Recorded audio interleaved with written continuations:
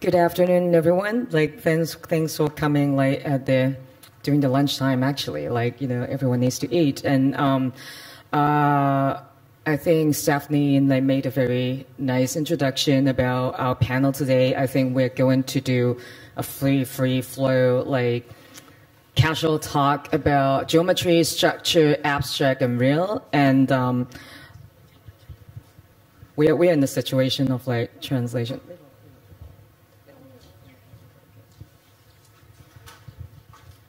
So at the back, so basically we're actually looping the work of the artists that are on this very inspiring panel here, and then so we'll keep looping the work. So as you can see, actually we are put together because first there is very obvious geometric structures in these artists' works, and I just curated a show that opened 2 days ago that is about geometry. So we have artists from Hong Kong, from India, from America, from Korea, very different backgrounds, and it is interesting to talk about differences or how different people work, based on a very universal spatial language that is geometry. So should we start, or should we just look at the loop of pictures first? This is Doris' picture.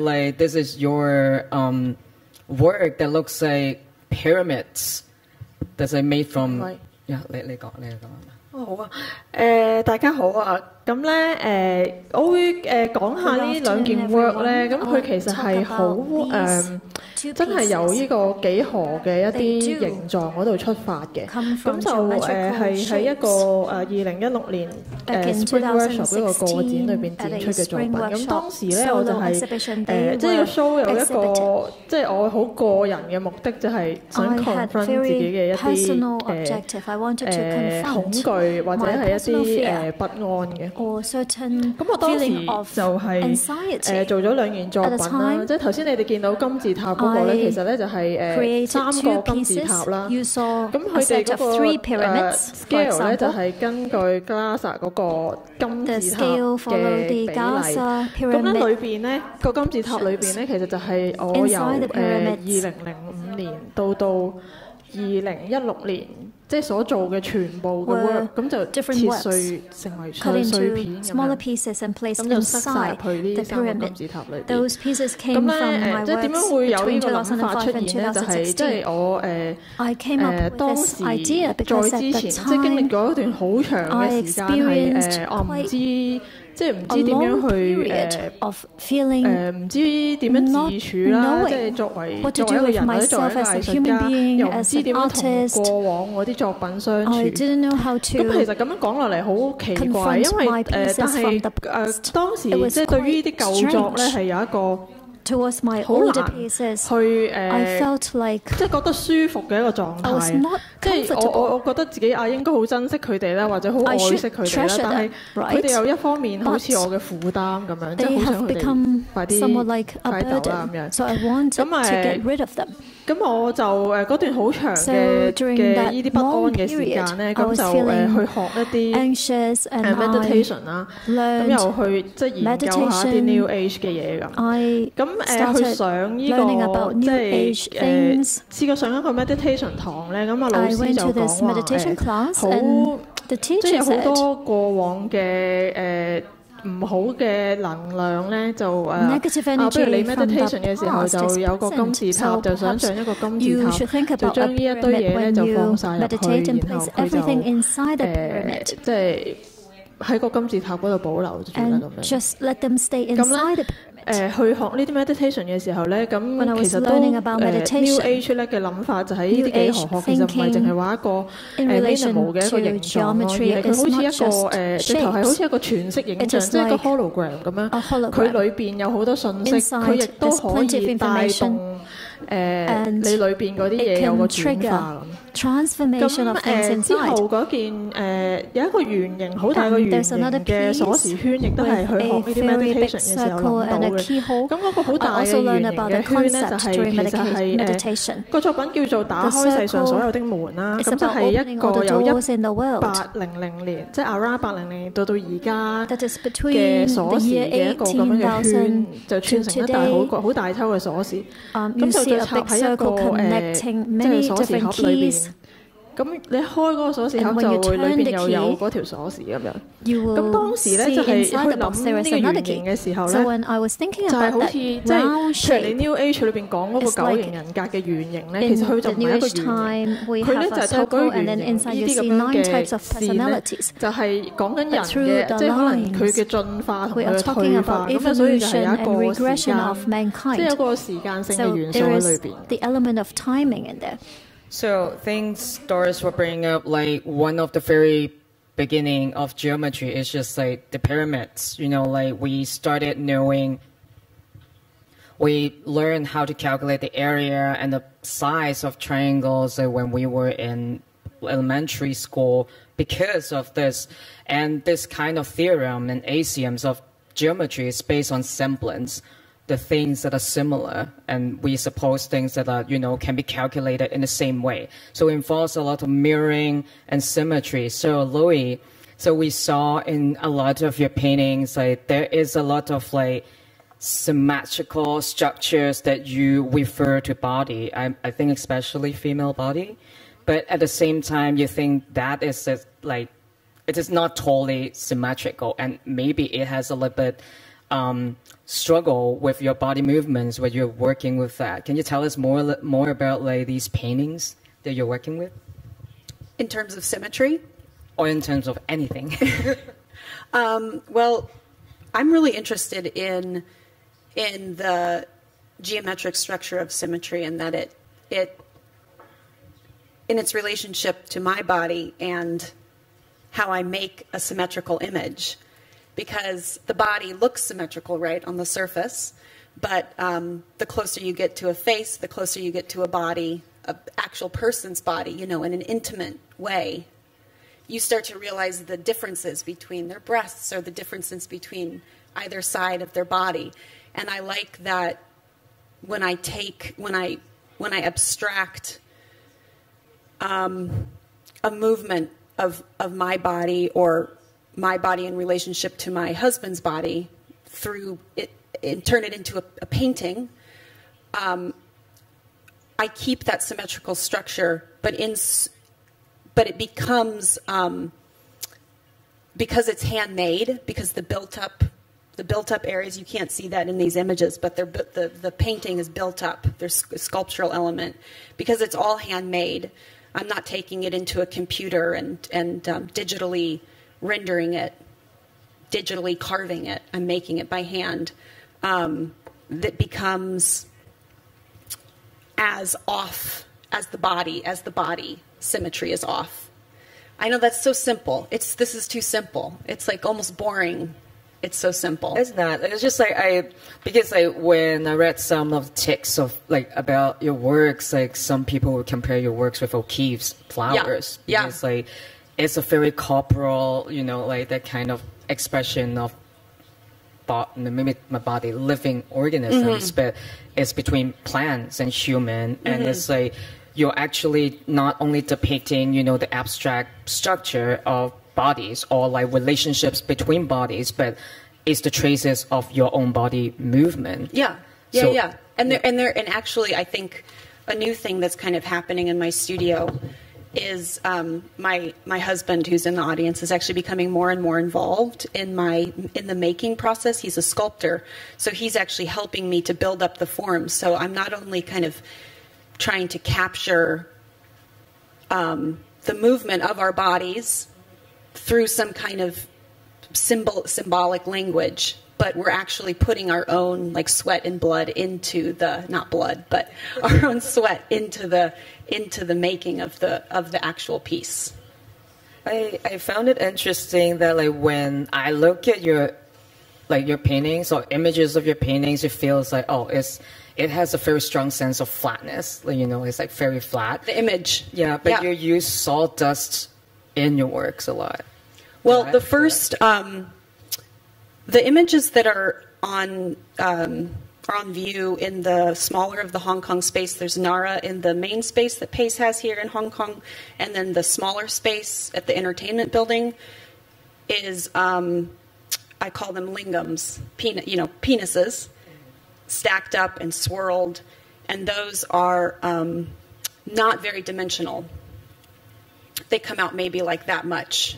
In the image that you'll see here, the first one, that mandorla in the center, the almond shape, and the vagina or butt shape. Some people have told me that they look like butt cracks, but they can be vaginas.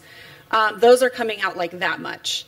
But the other works where you see the sculpture, the sawdust listed, and the foam, that's actually built up maybe like that much off of the surface. And you don't see this in an image.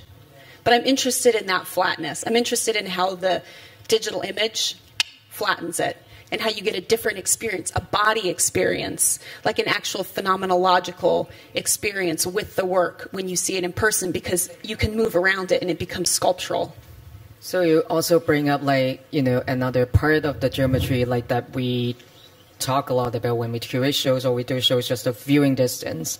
So when we look, because I think we are, I mean, because we're talking about, I was talking about a PR agent when we're talking about how to promote our show of K11 Foundation, which is still on, is in Castle Tower. But it's like how to talk about, like, oh, all the works needs to be very Instagrammable, like, you know, like in these days. And at the same time, like, the person asks, like, why are you doing a show that is about geometry that is so universal, so accepted, so 2,000 years ago?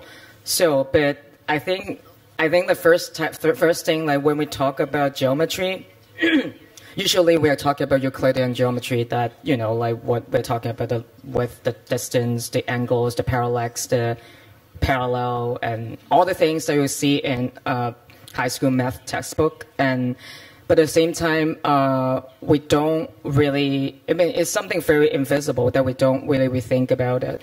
But it has lived so long that, you know, I mean, I think the basic idea of Euclidean geometry is like putting something into a box. So it's like everything, like every space is basically an empty box. And you think about how, like, we had, like, I'm sure that everyone did, like, taking pictures of the booth and put it on Instagram. It's basically putting it in another box that you are scrolling with your finger, I mean, on a device that is designed for the ratio of your hand. So I'm interested in how, like, an all language of space is translated or has been translated into modern days, because geometry, like the ancient Greek geometry, involves actual translation. Like, say, in Ming Dynasty in China, it was translated by a government official, Xu Guangqi, that was a Christian. So he translated Euclid's elements into Chinese, and that's why geometry in Chinese is called 几何学, 几何学. That's like the means, like the knowledge of how many or how much. But in geometry, like the original, like, word, like, geometry is the measurement of the geo, that means the earth. So that is like a translation of mentality, mindset, and real translation into Chinese. So I would like to ask you about, because I saw your images that you talk about Sanskrit, and there are a lot of numbers. So apart from the ancient Greek geometry, I'm sure that because India, China, I'm sure Korea, and also other parts of the world, they have their own ways of dealing with spaces before the Euclidean geometry was translated into these regions. So would you like to talk more about the idea or the linguistic aspect or the oral language aspect in your works and its relation with geometry? Yes, thank you, Venus. My work has inspired from various Eastern philosophies, and one of that is definitely the oral culture. And oral culture and linguistics and the language becomes very, very important and related. And I wanted to talk about just one example here. If we were talking about geometry, so the word geo and the root, which is ma, which actually would mean various things. So one word which would come from one root would have more than 100 abstractions. And it could be the creator, it could be the creatix, it could be a mother, it could be a giver, and it could be many more. If I just go back to, if we keep start digging. So I think that it becomes a relationship of excavation, and how much can you keep on excavating. So the oral traditions were never written down, and the traditions that I'm dealing with right now, and also in my journey, which I just did in the last year, were 6,000 years old, and they were all oral. So they were oral transcriptions, and they were oral abstractions of it's like almost like a formula, and almost like how a formula is related to geometry, and that's what I really find very, very interesting. In the Sanskrit tradition, in the Rig Veda itself, one poem or one hymn can be memorized in 8 different ways. So memory becomes an abstraction in its own way if you are dealing with that. In this work, the work which was just flashed in the last slide, I've used, and I often use, a lot of textile in my work because of the fact that the warp and the weft automatically create a sort of relationship within each other, and a square comes out of the warp and the weft, and it almost becomes like that invisible vacuum. And for me, that becomes a vacuum of the oral tradition of our contemporary world that we are living in.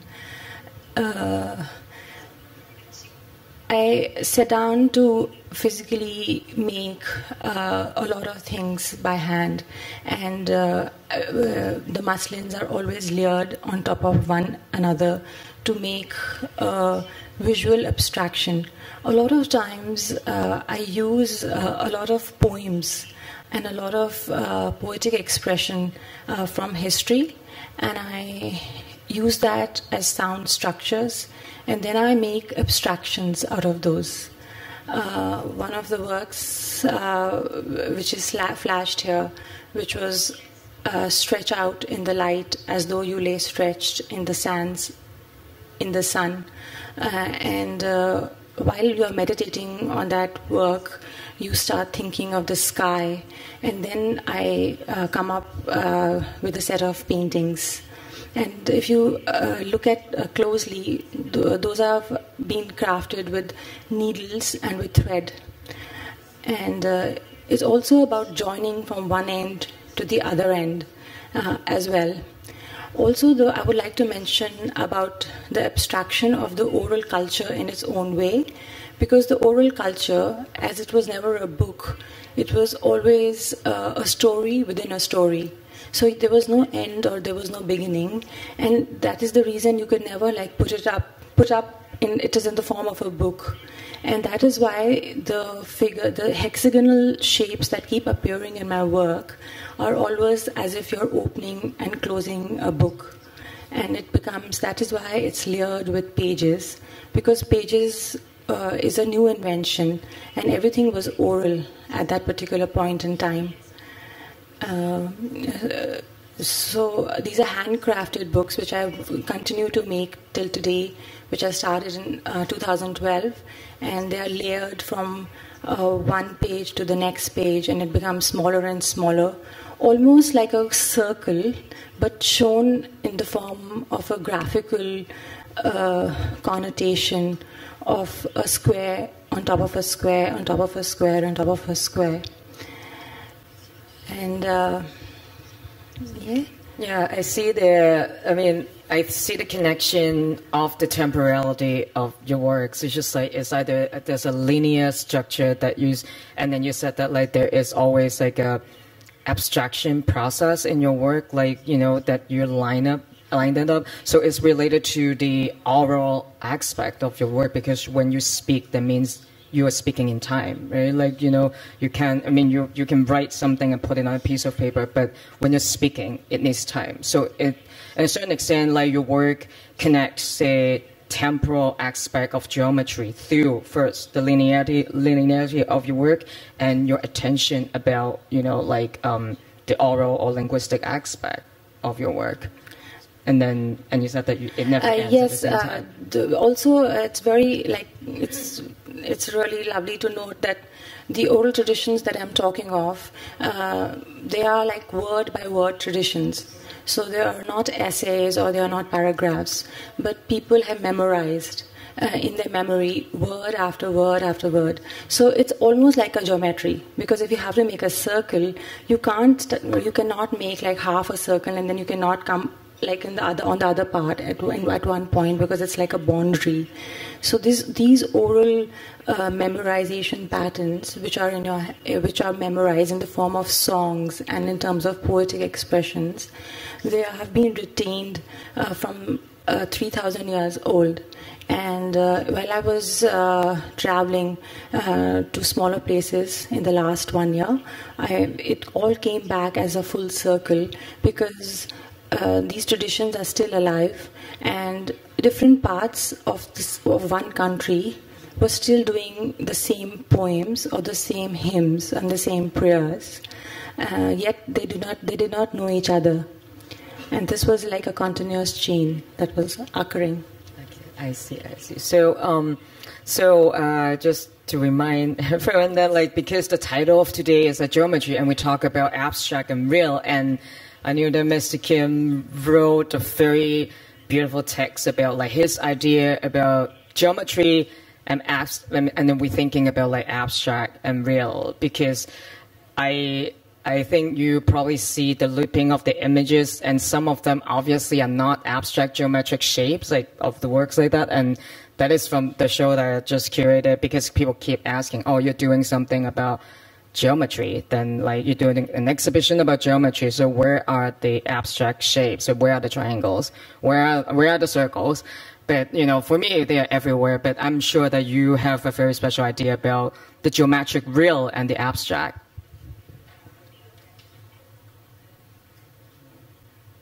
First of all, English is not my native language, therefore I will speak in Korean. I will also talk about the geometry. I would like to actually explain the difference between the real and abstract. These are very difficult words. Can everybody understand what I'm saying? So therefore, I had to interpret in my own way what is real and abstract. To think very easily when we talk about the art history, the real, and we are talking about the realism, the abstract, we are talking about abstractism. However, I think we can also look at those words in a more general way. So when we talk about in Korean real, we can actually say that abstract. However, when we talk abstract, actually is ambiguous. And the real is more realistic. So therefore, when I think about these two words, either it's realism or abstractism, no matter what kind of form of art it is, I believe the message from the artist is very important. And when the message is clearly conveyed, then it's real. When the message is not conveyed, then it's abstract. So that's my opinion. And if we actually look at my works, it actually looks like it is related to geometry. However, it has nothing to do with the geometry. Inside the geometry, there is another hidden dimension. It's called illusionism. And if I take, if we look at something, can we actually go back to the previous slide? When we look at this, it looks perfectly geometrical. However, if you look at those lines, they are illusions.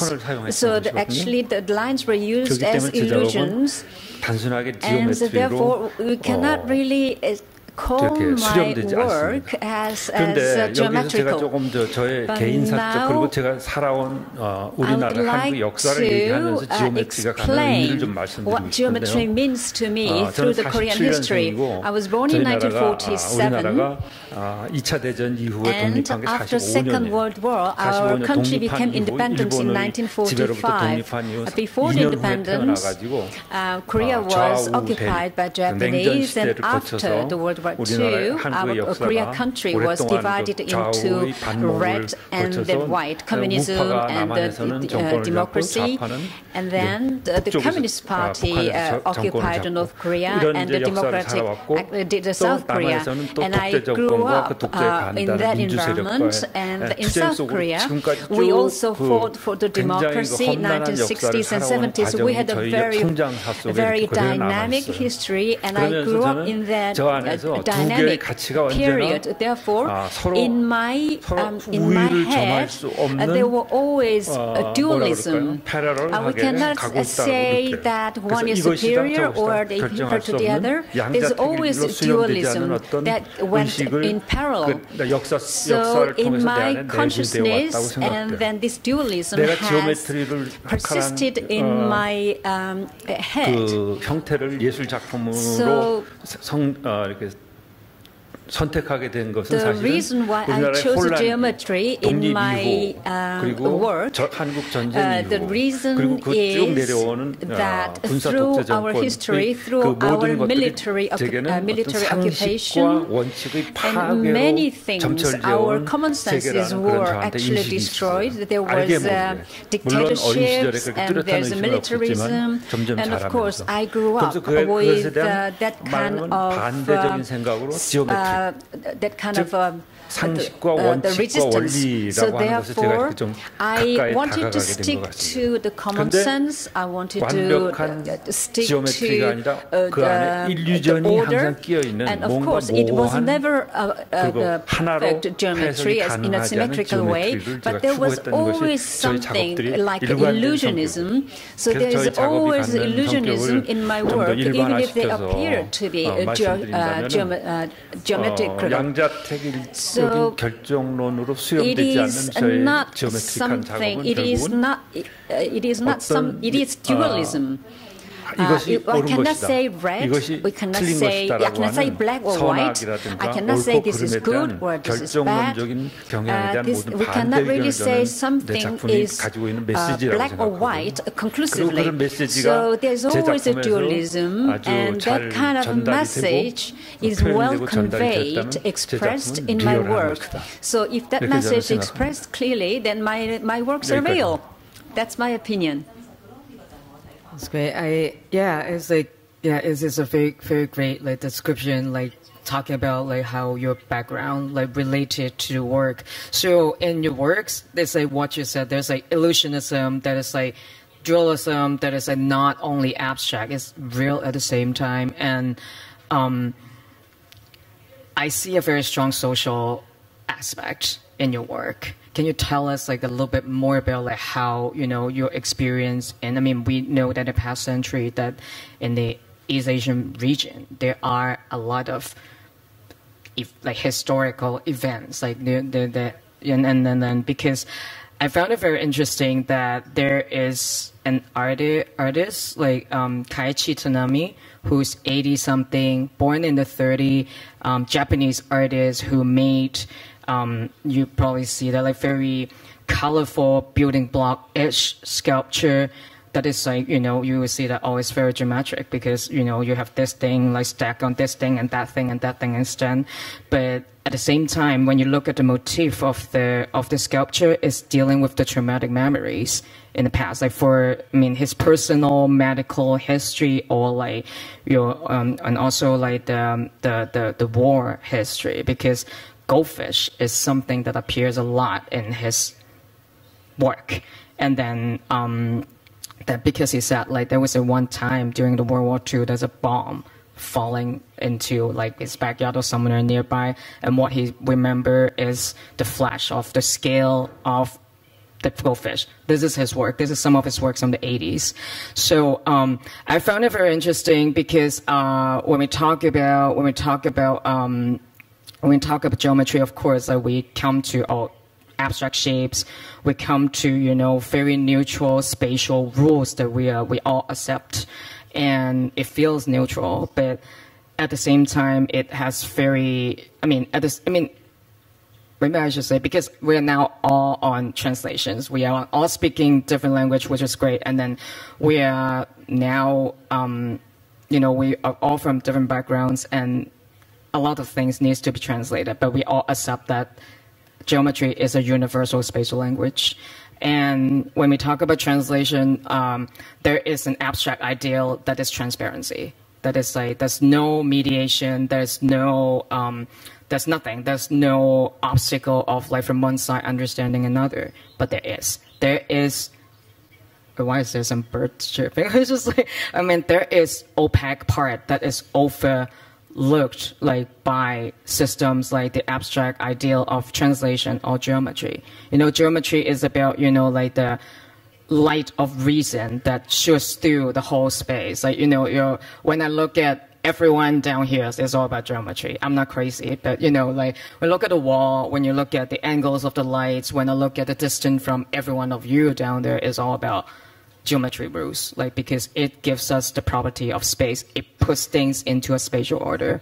So what I would like to talk to you, I'm sure that we all have very different cultural background, personal history, and but we are all interested in using geometry maybe as a metaphor, as a tool to talk about differences, like talk about women. I'm sure that we know that we are all very different, and how, as artists, how you deal with geometric shapes or like, you know, spaces are from a very different point of view. So I would like to know, like in a globalized world like that, you know, we have homogeneous knowledge systems like geometry that you can't really say that you can only accept. How do you deal with how do you keep your differences? How differences still exist? I actually have a question for Kim.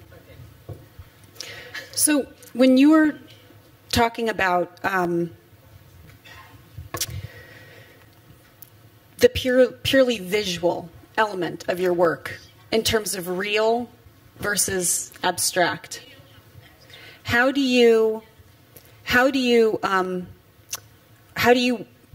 important is it for the viewer to know about that cultural history or the artistic history that you're coming from? Because I guess I'm interested in this because for me, there's this history in terms of like Western painting, this idea of like whatever is there is you're supposed to experience it and feel it. The paint is supposed to have this phenomenological effect on you, and I kind of have bought into that tradition of painting. Like, I don't need to be there to talk about the painting. So I'm curious with your work, how what's the relationship to the audience? And who cares really about the audience, but I'm just interested in terms of, you know, like maybe it doesn't matter what other people think, but I'm just curious. Does that make sense? 무슨 말인지 알아들었습니다. I understand what you want to know. Yes, you're quite right. 작가가 in a sense, 작품을 만든 작가가 그 작품의 해석을 독점할 수는 없다고 생각해요. Cannot really give the one message. There are many different views, and then viewers can actually interpret many different ways. And I also think I quite welcome another way of interpretation from the viewers. I welcome those different interpretations from my own meanings, intention. Okay. Yeah. Yeah. So in terms of real versus abstraction, in terms of interpretation, it's much more kind of a much looser idea of real versus abstract. When you say real versus abstract, it's not... I would like to say something in turn. A lot of times, the material that is being used also plays a big difference. And sometimes the material itself becomes abstract or real in its inception. For example, the muslins that I use, as soon as I take a muslin, which is like handcrafted, it has taken a lot of time for the weavers to weave it, and I then layer it with one layer. It just speaks another language. And then when I take a blue color paint and I swap it, and then again it's something else. So I feel like we should talk about the material as well. Yeah, that's really work. I like that. The abstraction of the material. Also, like the sound, like now I'm like getting into the sound with this journey that I've gone through. What can you do with sound as a material is also very exciting to see the real and the abstract part of it. Yeah. Like sometimes when you call out and you say a dialogue, what does it exactly mean, and how the other person understands it? I mean, that's also something which I think of these days. Like the abstraction of material, including sound. Yes. Like when we talk about sounds, like then we think that we don't really see it as a language, right? Like it's just like, okay, the meaning would be totally out of context. It's just like. So what I'm saying is that I'm just saying that the accents are very important. Mm-hmm. Like you can say the same thing, but you can say it in different accents, and it can mean completely different things. Yeah. And then those are the abstractions because of the accents. And that's what I'm doing these days also, which is very exciting for me. Is your work physical? Are people touching it? Yes, it's interactive. A lot of times it is interactive. I enjoy when it becomes interactive because then the spectator enters your own world and then can take part of his own expression. Yes. I also want to respond to what 可以即係香港咧，其實即係唯一一個藝術運動係新水墨。We have the new ink painting campaign 我諗可以對照翻金先生嗰啲即係創作，佢就係講緊即係新水墨咧好多幾何即係入去呢個水墨畫嗰度嘅。咁我自己理解咧，就係當時嗰個幾何咧，佢係視之為向西方嗰個繪畫學習而進步，令到呢個水墨畫可以有一個進化同埋有一個新嘅 definition。咁所以即係我覺得唔係話完全係It is not totally. 佢其實都係一個符號咯，我覺得即係 it is a kind of symbol 或者係一個姿態咯，即係當時嘅時候。At the time. Actually, like in China in the 80s and 90s, there is a movement, although like not. It's not a very consensual movement. It's called rational paintings. So you probably will see, because it includes a lot of auction stars, you'll probably see that like Wang Yi, like Mao with like the red grids in front of it, Shu Qun, repetitive structures of like hexagonal like spaces that looks very religious. So this is like what you said, like geometry itself is a symbol, it's abstract itself. It's not that it abstracts something, but it itself as a material, it is abstract.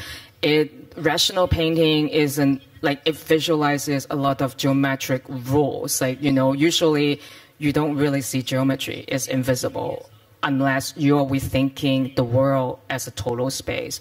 Because that was the time, okay, when people see the Berlin Wall fell, like, on TV. And that was the time, through virtual geography, that we know that, okay, the world is all connected. So, like, I think that was I mean, this is my interpretation, but I found it interesting that when people visualize geometric shapes or, like, rules or the grids, you see them, this is when they are thinking about the world, because it's about the measurement of the earth, of geo. So it's just like, it's interesting that you bring up the new ink painting, because that was a time when Hong Kong was colonial, like, and then, you know, their connection with the West is very different from China. In China, like, the rational painting came up also as a knee-jerk response that, okay, after the Cultural Revolution, a lot of cultural, you know, like, people in the cultural worlds, including the literature world and also the art world, they started their post-traumatic healing by going back, like, you know, focusing their works on the rural areas. Because during Cultural Revolution, a lot of intellectuals were sent to the villages and rural areas to construct the country, like, construct the communist, you know, like, you know, ideal of land. And then, so there were a lot of people, like, making paintings they called the rural realism back in the early 90s. And rational painting with a lot of geometric structure is a very, you know, like, direct opposition or response against that. Like, it's like, that is the sign of reason. That is the sign of logic. On one hand, it's an interesting resistance. So that is the social, you know, like, aspect of it. But on the other hand, it's a strong belief of an authoritative knowledge system that everyone needs to accept, like, and it's from the West. So that is an interesting part that you brought up, is like the historical aspect of how geometry, you know, like, being used or, like, being adopted in the Chinese art history, or, like, of the art history of Greater China. Yes, that's very nice. Yeah. Point. Should we open for Q&A, or, like, does anyone have questions, or, you know, like, just feel free to throw us questions or flowers or whatever.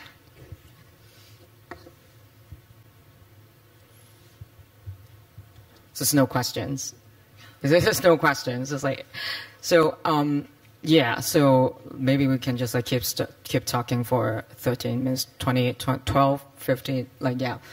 So yeah, I actually wanted to ask, like, what were you guys thinking when you were invited to the panel talking about geometry and abstract?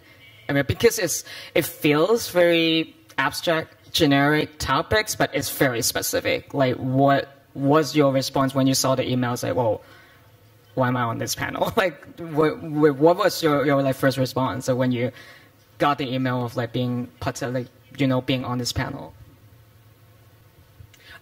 I mean, I think for me, I'm always kind of pushing away the term abstraction from my work because it's so corporal. And, but yet at the same time, that whole idea of, like, abstract, like, Western idea of abstraction, the kind of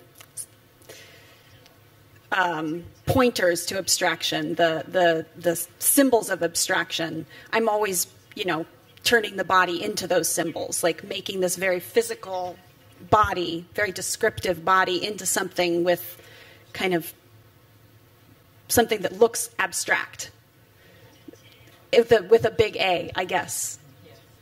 And but I feel like I'm constantly pushing against that, like, oh no, that's a specific area of the body, and that part is representative of that part of my body, or that part is my butt, or that part's my, you know, whatever. But I guess that's just that's my personal gripe, is that I'm constantly, like, pushing against abstraction. Yeah, that is, yeah. And fighting for, like, I'm making figurative realist landscapes or something, you know. Landscape of bodies. Yeah. I mean, because it's yeah, like, when you, because we are at the talk of a fair, because when I look at, and when I read Mr. Kim's text, was just like, okay, are we talking about like a ontological abstract, or it's just like abstract in the context of art history? Yeah, this is like, when we talk of abstract, so the names say of other like artists, masters that pops in your mind. Are we following that path of discussion, right? Like, so yeah, what were you thinking? Like, you wrote a text like when you got the invitation of the panel. 그 제목이 structure and yes, geometry. The topic is structure and geometry. And then from real to abstract. That's a topic. That was 쉬운 내용일 그냥 from real to abstract을 when I read from real to abstract, if I understand from the point of art history, then the figurative history is much older, and towards the modernism, it could be non-figurative, but I didn't think it was that easy or simple. Well, I did have a headache about it. So that was a difficult topic. 이걸 뭐 깊이 학문적으로 리얼이 무슨 어떤 철학적 함의를 가지고 있는지, abstract은 또 어떤 함의를 if I 가지고 look at it 있는지 historically or philosophically or from artistically, it could be very difficult. However, I try to explain my personal impression when I heard from the real to abstract, so that I try to express my own interpretation. For me, I was very happy to read the email, and I thought that though some of the projects that I had been doing did look like some sort of abstractions, but I had not somehow realized that. And when I looked at my own archive and in my own memory, it somehow came back to me, and I said, yes. From another person who's looking at it would definitely look at it as an abstraction. So I was in one way happy, and then I started thinking about what exactly an abstraction would mean to me on a very, very poetic level, and I instantly thought of perfume and incense. Because something which is like some element, because I've been working in the last many months on the 5 elements, which are earth, water, air, or wind, and fire and space. And what immediately came to my mind was the abstractions of all of these elements. And so more than the talk, there was more and more of new ideas that kept erupting, because I wanted to say that I'm also a self-taught artist. And so when an idea comes up, you come up with several suggestions.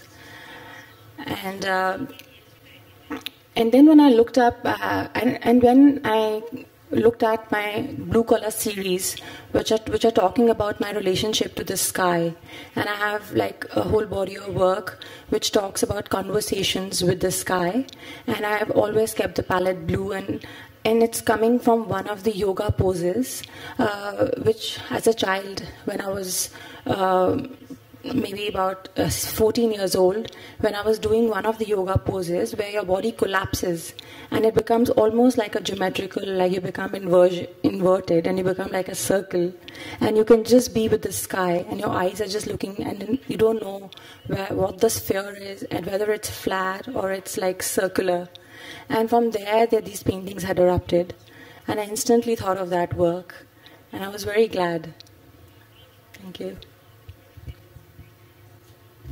Actually, it's quite a difficult topic. Because I got the invitation and I thought, well, it shouldn't be too difficult. You can talk about squares, circles, and then you can try to understand all these things are already in our collective consciousness. But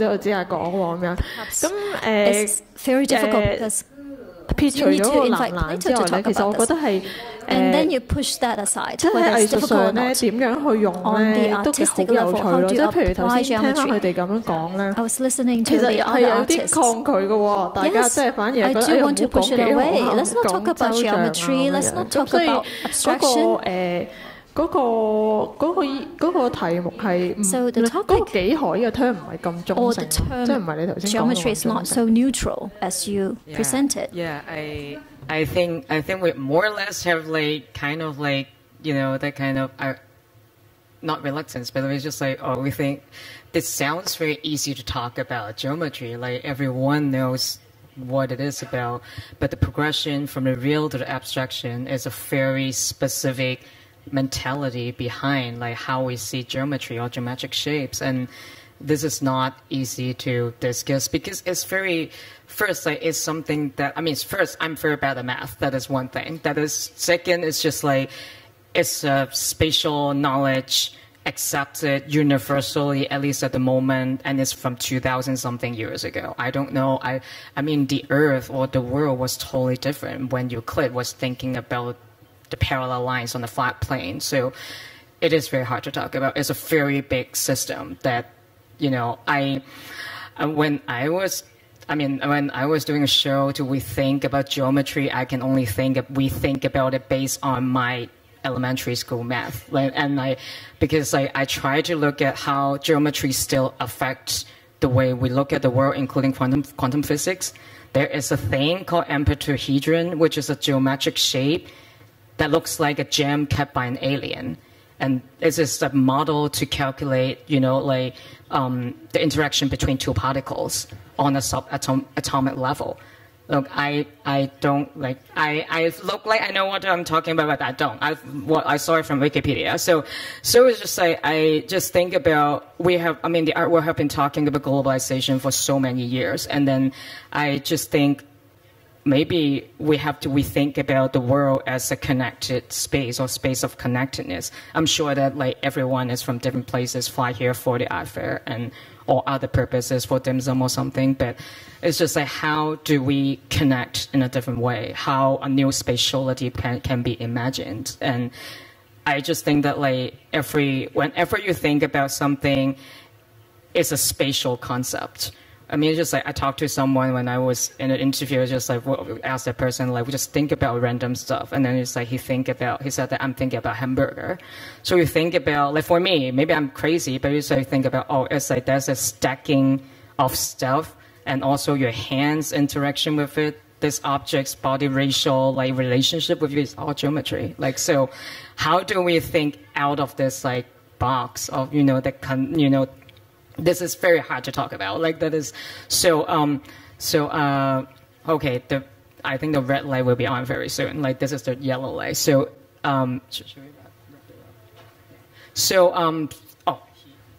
do you have a question? Is there a microphone? Yeah.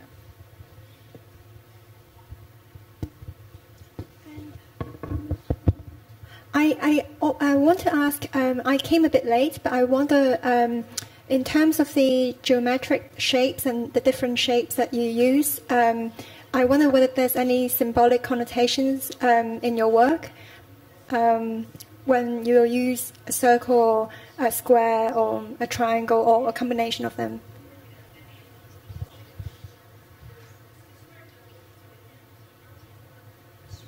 Whom is this question for? My name is Maria. Who's the question for? I guess it's for all of you. It depends on whether you have got specific kind of ideas on this. I do. They're very specific. Yes, for me also it's very specific. If I'm using a circular reference, I'm very sure I'm using a circular reference, and I know I cannot use a squarish kind of, it can't appear, it has to be circular. Otherwise I won't be able to sleep. I'll come back to my studio or on my desk till the time it's not resolved. And you just know it, that's the dialogue, and it cannot be the other for some reason. So that way sometimes it becomes very specific, especially in my work. For me, mine are related to the body. So different sexual organs are pared down to very specific geometric shapes that would have to be, for me, a certain shape. Yeah. 我都有咯，我嗰個金字塔咧，嗰件作品直頭叫做但願你永恆啊嘛，所以如果唔係金字塔，我都諗唔到係咩，即係一定要係金字塔。So it has to be a pyramid. I can't think of anything else.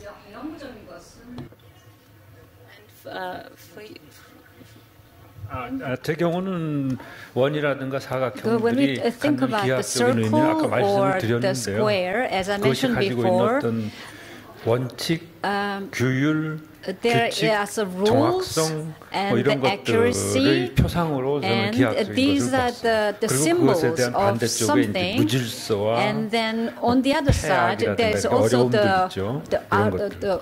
그래서 그 반대쪽으로 그런 어려운 환경 속에서 그 반대쪽으로 생각하게 된 게 이제 그런 기하학적인 형태들이죠. 원이라든가 사각형이라든가. Think of this again, the dualism.